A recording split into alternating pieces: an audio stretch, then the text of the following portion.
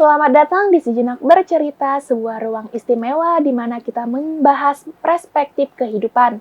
Dengan tema kali ini, Ibu dari sudut pandang yang penuh cinta dan warna. Saya Flora dengan senang hati menjadi tuan rumah Anda dalam perjalanan ini.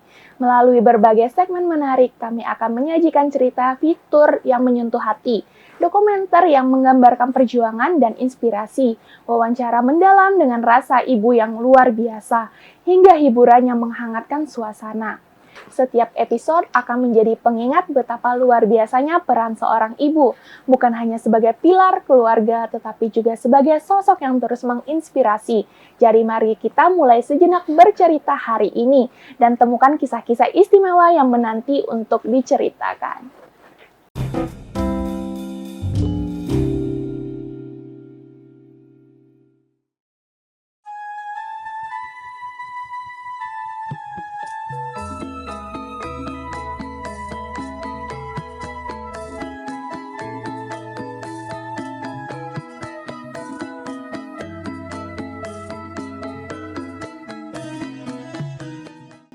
Selamat pagi pemirsa, saya Salisa Naflah. Dalam rangka memperingati Hari Ibu, saya akan mengajak Anda untuk berkeliling di Monumen Mandala Bhakti Wanita Tama. Apa saja di dalam kompleks itu? Mari ikuti saya.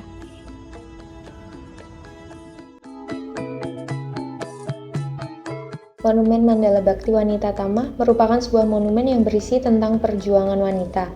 Monumen ini terletak di Jalan Laksda Adi Sucipto, Demangan.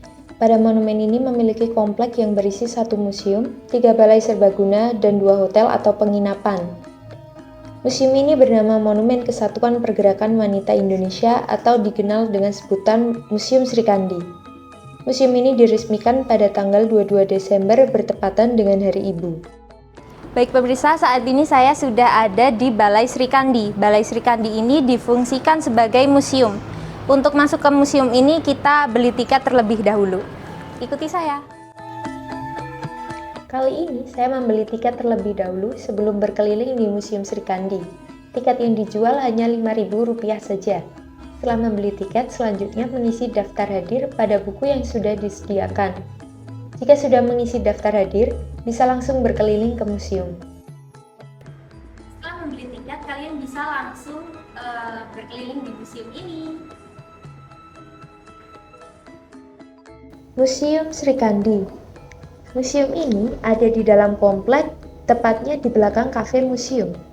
Museum ini sendiri memiliki banyak koleksi yang ditampilkan, seperti foto-foto tokoh wanita, miniatur, surat edaran, maupun penghargaan pelestarian cagar budaya, dan masih banyak lagi. Museum ini cukup menarik karena memiliki perpustakaan kecil berisi buku-buku dan clipping sejarah perjuangan wanita. Dengan harga yang murah dan memiliki pelayanan yang baik, menurut saya museum ini layak untuk dikunjungi ketika Anda sedang berlibur ke Jogja, terutama untuk anak muda, khususnya perempuan. Dengan hanya membayar Rp5.000 saja, Anda bisa mendapat tur dari pengelola museum ini.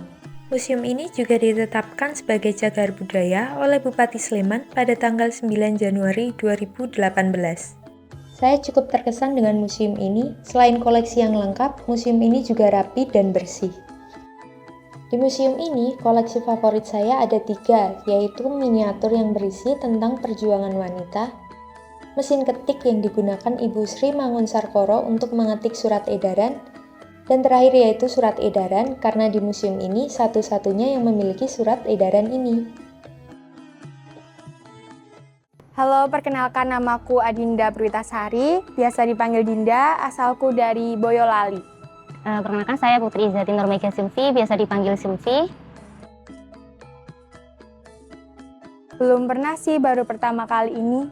Kalau untuk mengunjungi museum ini sebelumnya saya belum pernah. Dari TikTok. Saya mengetahui museum ini dari Instagram Winatama, yang mana menunjukkan keberadaan lokasi museum di Winatama. Kesan pertamaku, tempatnya rapi, bersih, tempatnya kayak terawat dengan baik, terus tiket masuknya cuma Rp5.000, terus dapat kayak gini. Untuk kesan pertama saya untuk museum ini sangat menarik ya, karena tentang perempuan juga, karena dibangun pada Kongres Perempuan di Yogyakarta. Yang membuat aku tertarik tuh tempatnya unik. Terus kan biasanya kalau museum yang lainnya itu tentang pahlawan, kebanyakan pria. Kalau museum yang di sini isinya perempuan, jadi cocok banget buat kaum wanita sih. Tapi kalau pria mau masuk boleh juga. Untuk fasilitas yang ada di sini menarik, terutama ada museumnya yang mana tiket untuk masuknya juga murah, 5.000 saja, dan kebersihan di sini juga sangat bagus dan fasilitasnya juga menarik. Ada kafe museum dan ornamennya juga menarik. Setelah tadi kita masuk ke dalam Museum Sri Kandi, selanjutnya kita akan menuju ke balai selanjutnya, yaitu Balai Sinta.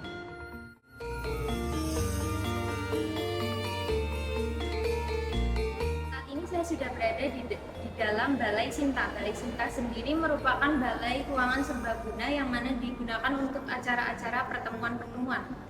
Di dalam balai ini terdapat 2 relief besar yang mana itu menggambarkan dari masa sebelum kemerdekaan sampai. Setelah dari Balai Sinta, selanjutnya saya mengunjungi Balai Kunti.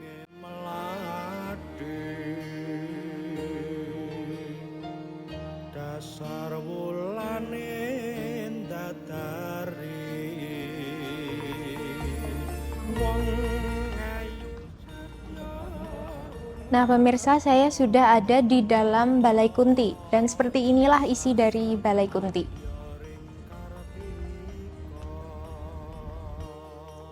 Sama halnya dengan Balai Sinta, Balai Kunti ini juga digunakan untuk balai serbaguna.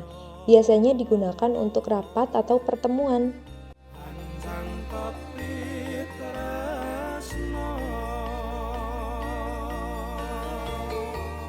Pemirsa, ini adalah Balai Utari. Balai Utari ini adalah gedung serbaguna ketiga yang saya kunjungi setelah tadi di Balai Kunti.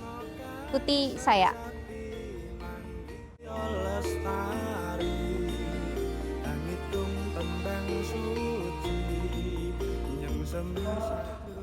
Nah pemirsa, saya sudah berada di dalam Balai Utari, dan seperti inilah isi dari Balai Utari.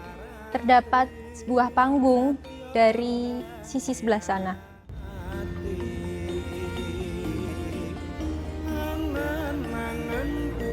Pemirsa, di belakang saya sudah ada Hotel Arimbi. Yuk kita intip dalamnya seperti apa.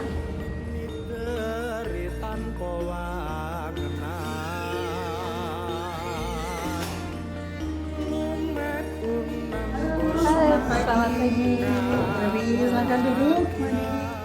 Di monumen ini memiliki 2 hotel atau penginapan, yaitu Wisma Arimbi dan Wisma Sembodra. Dan yang saya kunjungi ini adalah Wisma Arimbi atau sekarang lebih dikenal dengan Hotel Arimbi. Untuk pemesanan tiket cukup mudah, Anda bisa tanya ke pengelola hotel untuk tanya lebih lanjut.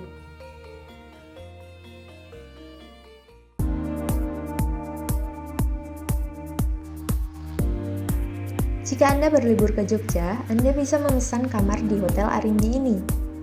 Tempatnya cukup luas dan memiliki 2 tingkat. Terdapat juga rooftop, bangku untuk bersantai di luar, dan juga memiliki pelayanan yang bagus.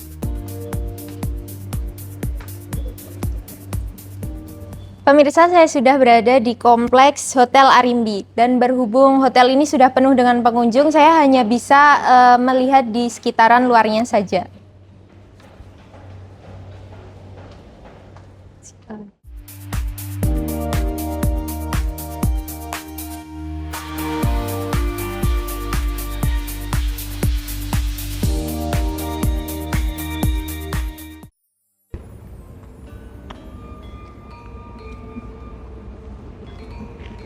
Pemirsa, di monumen ini terdapat 2 hotel, yaitu Arimbi dan Sembodra. Dan yang tadi saya kunjungi adalah Hotel Arimbi, dan di belakang saya yaitu Hotel Sembodra.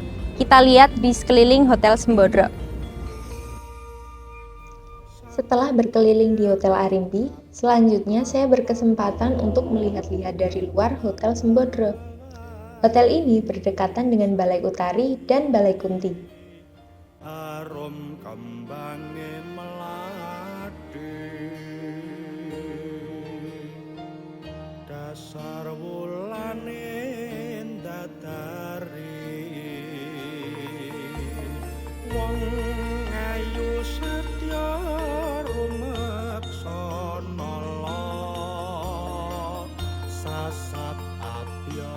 Di museum ini terdapat ruangan khusus yang terletak di sebelah Balai Utari. Ruangan tersebut bernama Indonesia Women Center. Untuk selanjutnya kita akan tanya-tanya sedikit dengan staf Indonesia Women Center. Selamat siang Kak. Ya, boleh perkenalkan nama Kakak dulu? Nama saya Ratih, saya di sini sebagai Sekretaris Indonesia Women Center. Oh ya, Indonesia Women Center itu sendiri apa sih Kak? Jadi Indonesia Women Center atau IWC adalah salah satu unit kegiatan di bawah naungan Yayasan Hari Ibu. Kami berkegiatan sebagai unit pendampingan dan pelayanan untuk perempuan korban kekerasan, entah itu KDRT, kekerasan seksual, semacamnya. Tatio kembang ati angan-angan pula lon. Di Hari Ibu ini, mari kita renungkan apa yang telah para wanita Indonesia perjuangkan untuk menginspirasi bangsa. Seperti kata pepatah Cut Nyak Dien, jangan pernah menyerah selama masih ada penjajah di bumi ini.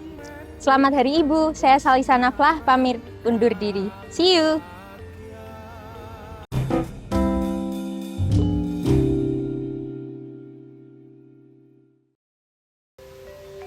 Yogyakarta, kota yang syarat sejarah dan budaya. Disinilah nilai-nilai kebijaksanaan berpadu dengan semangat kemajuan. Sebagai kota pendidikan, Jogja telah melahirkan banyak pemimpin perempuan yang menginspirasi. Sebagai kota budaya, Jogja menghormati peran perempuan dalam menjaga tradisi dan harmoni.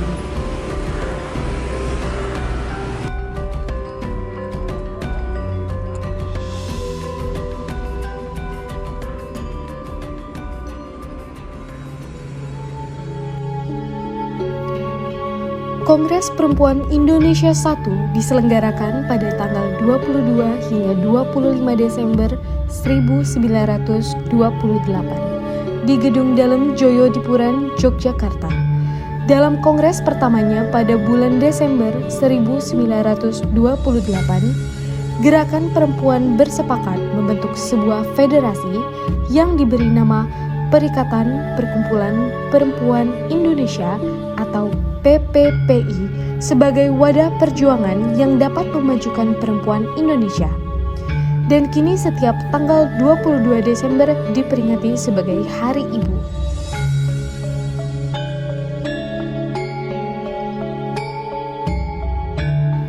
Dalem Joyodipuran atau kini dikenal dengan nama Balai Pelestarian Nilai Budaya beralamat di Jalan Brigjen Katamsos 139 Yogyakarta. Dahulu pelaksanaan Kongres Perempuan I di pendopo bagian tengah bangunan. Dan kini, bangunan ini masuk cagar budaya yang digunakan untuk kunjungan wisatawan ataupun pembelajaran sejarah.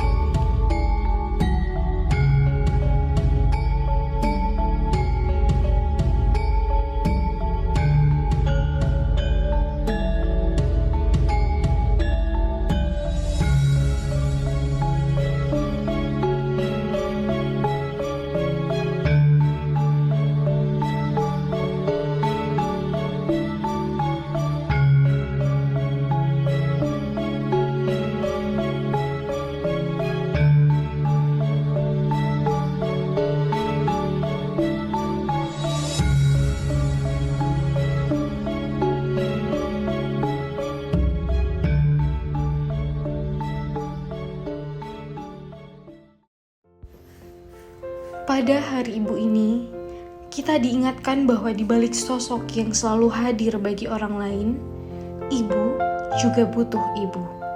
Dukungan, cinta, dan perhatian dari sesama. Setiap pagi, seorang ibu bangun lebih awal dari yang lain. Mereka memulai hari dengan tugas yang tak pernah habis, memastikan semua anggota keluarga siap menjalani harinya. Tapi, di balik senyum yang sering mereka tunjukkan, ada perjuangan yang jarang terlihat. Mereka adalah pilar keluarga, dari membesarkan anak-anak hingga bekerja keras untuk memenuhi kebutuhan hidup, Seorang ibu menjalankan peran yang sering kali terasa seperti beban, namun mereka pikul dengan cinta. Menjadi seorang ibu bukan hanya soal memberikan segalanya untuk orang lain. Ada saat-saat ketika mereka merasa lelah, merasa sendiri, bahkan merasa terabaikan. Tapi di tengah semua itu, mereka menemukan kekuatan dalam cinta mereka untuk anak-anak, keluarga, dan masa depan. Ibu namanya siapa sebelumnya? Bu Samiem. Bu Sami. Ya. Oke. Ibu di sini asli Jogja. Saya asli Bantul, Bapak asli sini. Oh, asli Bantul. Ya. Berarti dari datang ke sini tuh dipakai apa? Alhamdulillah udah punya rumah sendiri di Pacisan. Berarti ibu udah punya anak? Udah. Ada. Oke. Anaknya kalau boleh tahu berapa orang? 4. 4. Iya. Itu udah dewasa semua ya berarti? Yang 2 udah rumah tangga. Oh. Yang 1 masih kuliah. Yang satunya di pondok. Menurut ibu apa sih tantangan menjadi seorang ibu? Beratnya menjadi seorang ibu? Ya beratnya seorang ibu ya harus bisa mengawasi anak supaya anak itu ya setidaknya jadi orang baik gitu loh. Berarti udah 4 anak, 2 udah berkeluarga. Iya, Itu yang berkeluarga kangen gak sih Bu?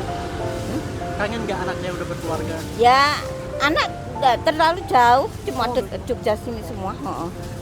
Ibu kelahiran tahun berapa kalau boleh tahu?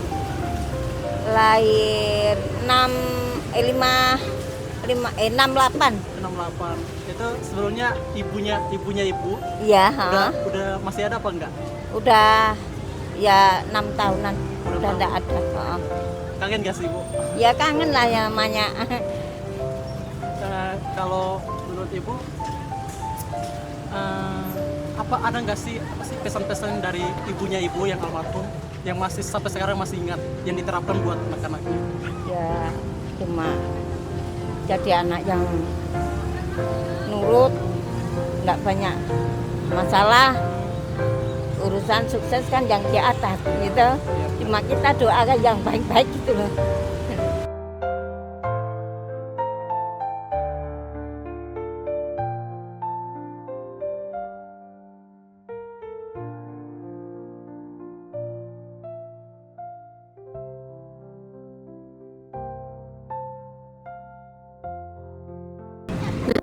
Saya Ibu Maya. Bu Wiwi. Oke, Bu Wiwi. Ibu di sini lagi liburan apa gimana? Iya, liburan. Asli mana? Surabaya. Surabaya. Bu, aku mau nanya nih, apa pengorbanan terbesar yang pernah Ibu lakukan untuk keluarga? Untuk keluarga. Pengorbanan terbesar apa ya? Tidak bisa. Enggak ya? Tidak bisa dideskripsikan gitu ya? Iya, karena setiap waktu kita juga selalu berkorban dan berjuang untuk anak-anak, untuk keluarga, gitu. Pertama kali jadi ibu, ya begitulah antara seneng dan apa ya? Berarti jadi ibu. Zaman-zaman masih muda dulu. Ya dijalanin lah jadi ibu ya. Oh ini sekarang ini ada anak, terus ada tanggung jawab yang lebih kan seperti itu ya. Ya antara seneng dah begitu.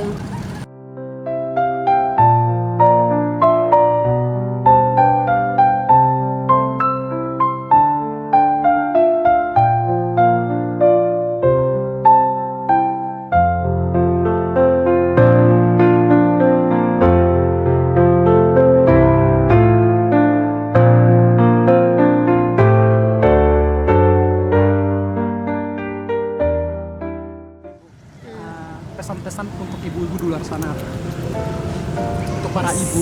Untuk para ibu Lebih untuk zaman sekarang nih ya. Mungkin beda dengan generasi yang lalu. Itu ibu ini gue orang tua kalian kan gitu. Tapi sekarang tidak. Untuk di zaman sekarang komunikasi itu sangat penting. Lebih bisa merangkul. Entah itu anak perempuan atau anak laki. Kalau anak perempuan itu kan anak laki itu milik ibunya, ya, milik ibunya sampai tiada. Kalau anak perempuan itu milik bapaknya sampai dia menikah. Ini kan khusus untuk ibu ya. Nah, dirangkul untuk lebih komunikasi, lebih terbuka. Kapan dia menjadi seorang teman, kapan dia menjadi seorang orang tua. Jadi anak itu bisa tahu porsinya. Kan anak sekarang kadang-kadang adab ditinggalkan, ya enggak sih? Misalnya kita sudah terbuka nih sebagai teman gini, rodok-rodok melunjak itu. Jadi tetap nih orang tua, mama, gitu kan. Tapi kita juga terbuka. Kata, ya sayang lah, I love you. Baik untuk laki dan perempuan.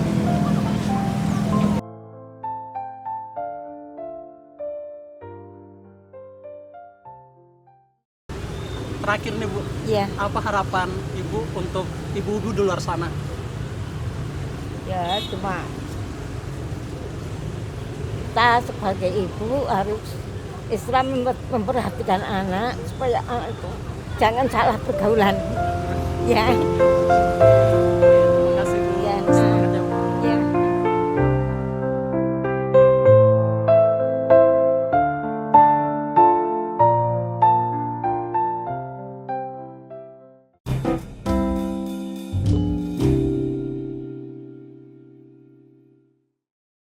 Nah, itu dia kisah istimewa dari para ibu yang sangat luar biasa. Saya Flora dalam acara Sejenak Bercerita. Episode kali ini akan membahas tentang tema spesial, yaitu ibu dan karirnya. Nah, hari ini tepat pada tanggal 22 Desember 2024 diperingati sebagai Hari Ibu. Saat ini di studio kita sudah kedatangan tamu spesial, beliau seorang ibu rumah tangga sekaligus wanita karir. Halo Mbak Lana Prihanti Putri. Halo Mbak Flo. Apa kabarnya Mbak? Alhamdulillah baik. Mbak Flo gimana kabarnya? Alhamdulillah baik. Terima kasih ya Mbak sudah datang ke studio kita pada kali ini. Ya. Sesuai dengan pembahasan kita hari ini ya Mbak, dengan tema kita hari ini. Apa sih Mbak dilema yang Mbak Lana hadapi ketika menjadi seorang ibu rumah tangga sekaligus wanita karir? Ya, sebenarnya kalau dilema yang saya hadapi itu pasti juga dihadapi semua ibu rumah tangga ya, yang juga berkarir. Yaitu membagi waktu ya dengan untuk anak-anak dan untuk pekerjaan yang kita tekuni. Nah, itu tentunya membagi waktu, membagi prioritas, memprioritaskan mana dan lain-lain itu sangat menjadi dilema dan problem yang tidak berhenti di situ saja. Jadi itu akan terus muncul dilema itu, tidak akan berhenti gitu Mbak sebenarnya. Ketika menjadi ibu yang bekerja itu bagaimana Mbak ketika menghadapi membagi waktu, membagi peran itu gimana Mbak? Intinya sih kalau di saya pribadi ya, ini saya mengaca dari pengalaman pribadi sendiri, itu sebenarnya lebih ke komunikasi ya. Jadi inti untuk memecahkan dilema di keluarga saya terutama itu adalah komunikasi. Jadi yang pertama saya komunikasi itu pasti tentu dengan suami, itu pasti. Tapi juga dengan keluarga besar. Jadi tidak hanya dengan keluarga besar saya pribadi, tapi juga dengan keluarga besar suami. Jadi pada saat saya dilema dalam artian seperti ini, saya contohkan aja ya Mbak ya. Jadi misalnya saya ini pernah kerja dengan perusahaan luar negeri, namanya GIZ. Saya harus, karena saya kontraknya 5 tahun, saya harus dalam 1 tahun itu bisa 7 kali keluar kota. Di keluar kota itu minimal seminggu saya harus keluar kota. Nah di sana saya diskusi dengan suami saya. Ini saya dapat gaji sekian nih dengan waktu seperti ini. Nah kalau suami saya it's okay. Nanti saya juga akan mengarrange bahwa anak saya pun ikut. Jadi dengan maaf ya karena gaji luar negeri kan lumayan ya. Jadi saya pikir nggak apa-apa lah saya jadi untungnya dalam artian gaji saya jadi rendah tapi anak saya bisa saya ajak gitu. Berarti Mbak Lana itu bisa ya membagi peran seorang ibu rumah tangga dan wanita karir ini gitu ya. Insya Allah sih saya masih sampai saat ini masih beranggapan saya bisa ya. Walaupun saya juga ya tentunya namanya omongan dari kanan kiri dari lain-lain ya itu ya. Gimana ya tetap kita walaupun sudah berusaha sebaik mungkin, kita berusaha dengan suami, dengan keluarga besar sudah menerima, tetapi belum tentu orang lain, teman dan tetangga dan lain-lainnya bisa beranggapan bahwa saya itu berhasil, gitu. Jadi ya untuk sebagai orang tua dan ibu yang bekerja ya Mbak ya, itu sudah Mbak mantapkan lah ya. Ya, betul. Sudah dibagi waktunya dengan sebaik mungkin ya. Saya usahakan seperti itu, tapi tentunya itu akan terus berubah ya. Jadi pada saat saya kuliah pun, saya pernah melanjutkan S2, itu saya memang berhenti kerja. Jadi memang prioritas saya bagaimanapun juga tetap anak dan suami ya. Jadi pada saat saya kuliah, nggak terus kerja, kuliah baru anak-anak, enggak. Jadi tetap anak-anak, kerjanya saya kesampingkan, saya fokus ke kuliah gitu. Jadi tetap ada fleksibilitasnya. Kedua peran itu sudah dijalankan dengan baik lah Mbak. Insya Allah ya. Oke Mbak, jika tadi kita sudah membahas nih dilema Mbak sebagai ibu rumah tangga, wanita karir itu, nah sekarang kita bakalan bahas dukungan nih Mbak dari orang-orang terdekat Mbak ataupun lingkungan. Nah, bagaimana sih Mbak bentuk dukungan dari keluarga dan lingkungan tempat kerja Mbak itu sendiri? Oke. Jadi kalau untuk dukungan seperti yang tadi saya bilang ya, itu bahwa suami saya memang sangat mendukung. Suami, orang tua, dan mertua juga mendukung ya. Tapi kalau untuk tempat kerja, memang dari awal saya bekerja dimanapun, dengan siapapun, saya selalu mengatakan bahwa saya ada kemungkinan membawa anak saya. Saya tidak, jika mereka tidak mau dengan saya menginvolvekan keluarga saya, ya nanti saya yang mundur dari pekerjaan itu. Jadi karena itulah saya memilih pekerjaan yang fleksibilitasnya cukup tinggi. Jadi saya tidak kerja di kantor dan lain-lainnya, saya punya konsultan dan ada IO. Jadi pada saat kita sudah ada ketemu dengan klien, kita biasanya akan mengatakan, ini saya bawa anak dan saya bawa mungkin kadang mertua dan keluarga. Jadi kalau misalnya mereka tidak suka apa tidak setuju ya dari awal kita sudah, berarti kita tidak usah bekerja sama begitu. Jadi ya. Berarti dari awal itu sudah ini harus begini gitu ya? Ya, begitu. Dari saya sendiri sudah ada dalam artian tuntutan ya. Jadi ada bargaining power-nya lah. Jadi pada saat saya tidak menuntut gaji tinggi, tapi saya diizinkan bawa anak saya seperti itu. Biar fleksibel juga. Betul. Ibu rumah tangga, biar agar masih bisa ya menjadi seorang ibu ya Bu ya. Tapi betul. Apakah dukungan tersebut Mbak berpengaruh pada keseimbangan dalam menjalani peran itu? Sangat berpengaruh ya, karena anak-anak saya pun, ini saya melihatnya dari pengaruh ke anak-anak saya ya.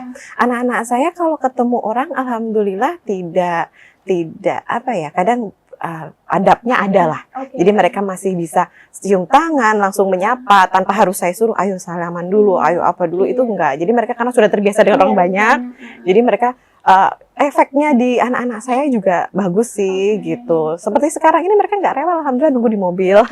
Jadi ya juga saya bawa ke sini, tapi mereka sudah tahu bahwa ini pekerjaan maminya, jadi dia sudah mengerti itu gitu. Berarti Mbak, seberapa penting sih dukungan tersebut dari keluarga dalam membangun keseimbangan Mbak dalam menjalani peran ibu yang bekerja? Sangat penting ya, dalam artian seperti ini, saya kan bekerja juga dengan perempuan-perempuan yang juga ibu rumah tangga dan punya karir.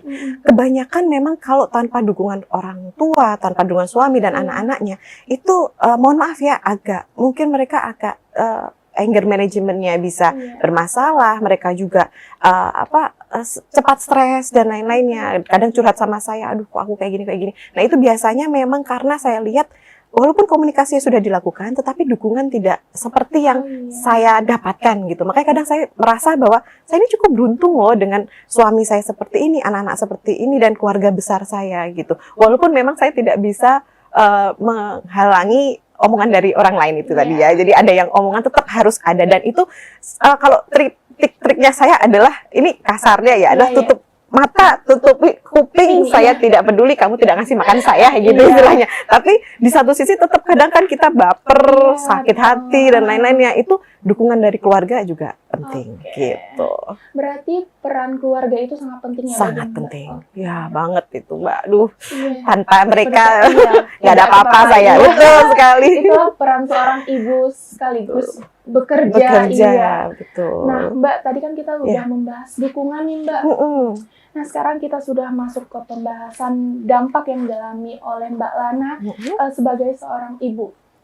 Dampak ya, kalau saya rasakan, saya merasa lebih bisa memanage waktu ya, saya merasa saya lebih dewasa dibanding saat saya single tentunya, karena saya juga harus menempatkan karir dan anak-anak itu balance. Jadi bagaimana saya menyikapi permasalahan itu tidak bisa meledak-meledak seperti dulu, tidak bisa seenaknya seperti dulu. Ya itu sih kalau dari saya.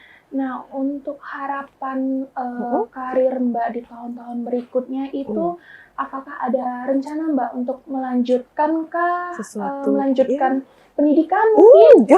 Betul sekali Mbak Flo, kita pernah ngobrol ya tentang itu. Jadi betul, jadi saya memang berharap untuk melanjutkan studi saya S3. Saat ini saya sedang proses, sebenarnya prosesnya itu sudah lancar ke Australia, cuman beasiswanya itu ternyata ada perubahan dari negara Australinya. Jadi untuk OSHC, untuk health cover itu dari, saya sebutkan aja, dari 40 juta jadi 400 juta. Jadi sangat tinggi sekali untuk Australia. Jadi saya karena saya bawa keluarga, saya berencana tetap untuk sekolah pun saya bawa keluarga. Jadi ini sekarang sedang menego untuk mungkin ke New Zealand saja, atau kemarin ada promotor saya yang mengatakan bagaimana kalau ke Swiss gitu. Tapi itu masih nanti deh. Tapi itu sedang proses untuk proses untuk S2. Iya, negosiasi untuk kemana universitinya. Karena saya kan sudah ada promotor, ada dosennya yang supervisor saya, itu bisa dia memberi option karena ke Australia itu cukup biayanya cukup mahal ya. Walaupun beasiswa tapi tetap harus OSHC untuk health cover tuh kita sendiri yang membayar gitu. Berarti masih itu yang pengennya melanjutkan pendidikan. Studi, betul. Tapi kalau untuk bisnis ya tentunya masih itu nomor satu kita tetap berusaha merambah kemana-mana ya Mbak ya. Tapi kan seberjalannya waktu nih Mbak ya kan anak tumbuh besar, itu apakah Mbak akan tetap melanjutkan karir Mbak atau? Kalau saya sih dengan anak-anak semakin besar semakin semangat ya Mbak? Semakin semangat, karena kalau nggak kan saya di rumah ngapain Mbak? Gitu malahan. Jadi anak-anak apalagi yang SMP sekarang itu sudah kayak dalam tanda kutip tidak butuh saya banget gitu. Butuhnya cuma untuk curhat, untuk apa, untuk dia sudah bisa memutuskan sendiri apa yang dia mau lakukan, untuk hobinya dan lain-lain. Jadi saya hanya perlu mengarahkan saja gitu. Sudah besar, sudah bermain sama teman-temannya mungkin di luar sana. Benar, anak saya yang paling kecil juga kan udah kelas 3 SD, udah umur 9 tahun, dia juga sudah cukup mandiri ya gitu. Oke. Motivasi Mbak untuk perempuan-perempuan muda yang di luar sana mungkin yang ingin berkarir tapi tidak ingin meninggalkan kodratnya sebagai seorang ibu itu gimana Mbak? Ya kalau saya sih sebenarnya jadi seperti ini, pada saat kita seorang istri, tentunya kan ini kan ibu ya, kita mengatakan ibu dan istri. Itu tentunya pada saat yang pertama itu komunikasikan dulu, karena tidak semua suami juga mengizinkan.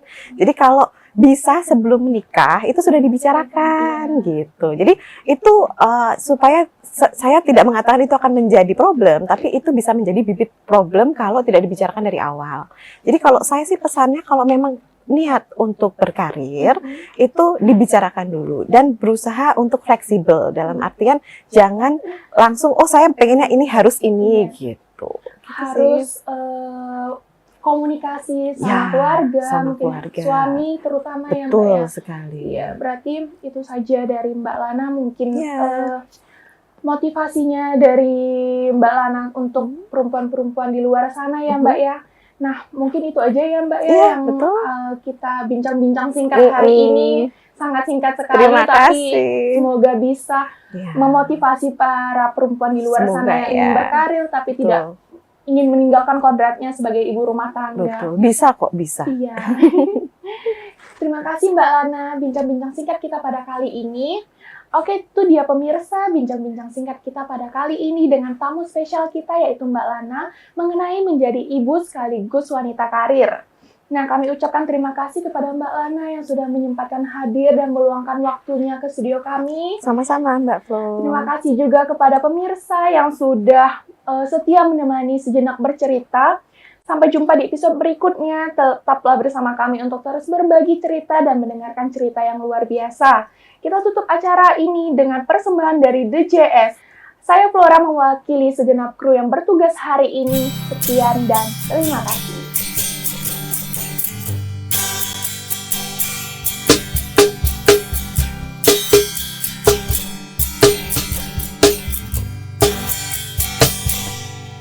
Bukan hal mudah untuk menemukan wanita seperti dirimu, bagaikan mencari jarum di tumpukan jerami indahmu. Api tersembunyi rapi di antara semak belukar. Engkau bunga kertas merah berduri, kelopak mayangmu rapuh berguguran. Tak ada bau kupu ataupun madu. Tubuhmu penuh taji karena tersakiti, tapi pengorbananmu sengaja dipeneduh. Bila hanya dirimu tak terangkat, nasib kita sama, terpenjara dan tak berdaya. Hanya doa yang kita punya. Lancangkah aku meminta agar engkau tak putus asa, tetaplah berbunga kertas merah berduri. Umpama takdir tak berpihak, roda nasib pun tak bergerak, tetaplah lestari bunga kertas merahku.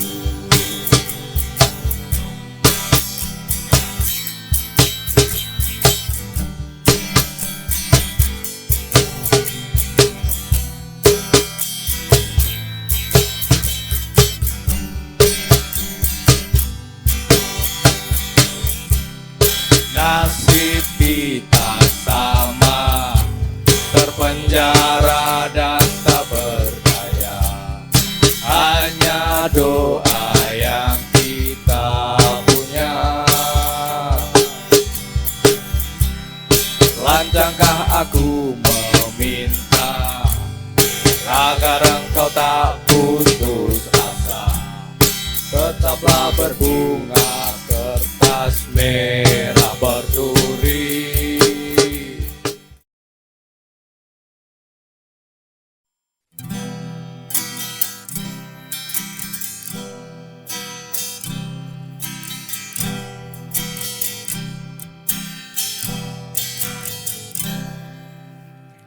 Aku selalu bernyanyi lagu yang engkau ciptakan, kau nyanyikan,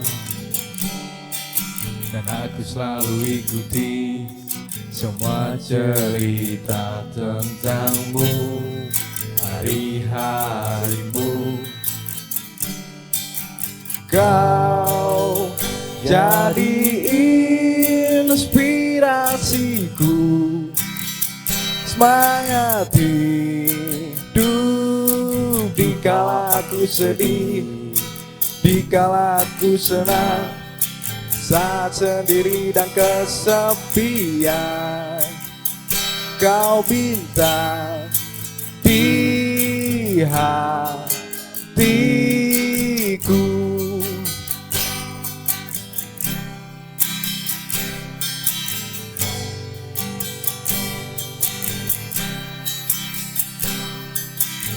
Apapun yang kau lakukan, baik dan buruk bagimu, tetaplah indah. Tak satu pun alasan untuk melupakanmu, meninggalkanmu. Aku selalu berdiri mendukungmu dikala engkau terbang, dikala engkau jatuh, sampai matiku kan tetap setia.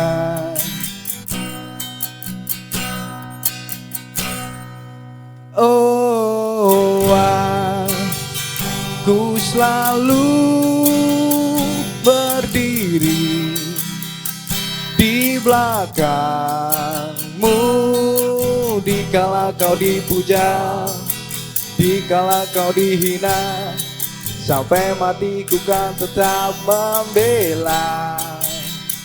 Kau tetap bintangku.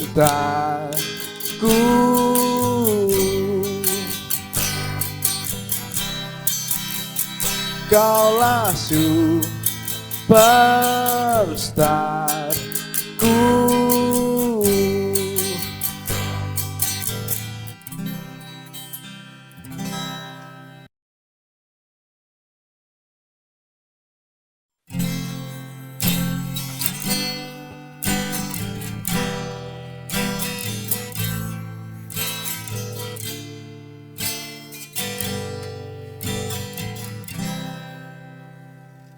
Kau mengajari